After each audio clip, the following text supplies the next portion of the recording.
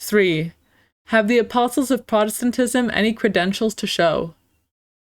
By two infallible marks we can ascertain whether a man who presents himself as reformer of the Church is in reality sent by God.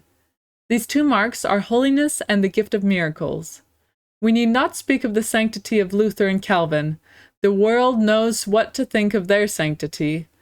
The mention of such disgraceful recollections brings shame to the cheeks of candid and honest Protestants. As for miracles, they would have liked to perform some, but it is not so easy a task as that of forming a sect. Erasmus remarks with a sneer that none of them could ever heal a lame horse. Calvin took into his head once to perform a little miracle. Unfortunately, he failed. He hired a man to play the dead, that he might resuscitate him.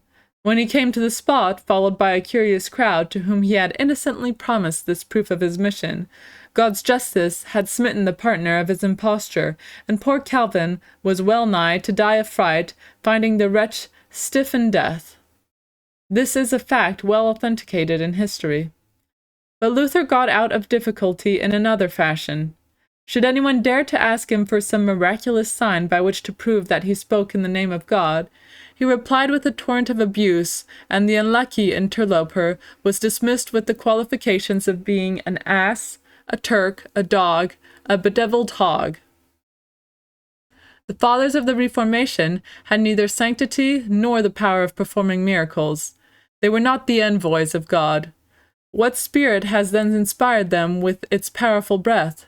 The spirit of vainglory, the spirit of impurity, the spirit of rebellion, which has never ceased to wage a war against the Christ and his work.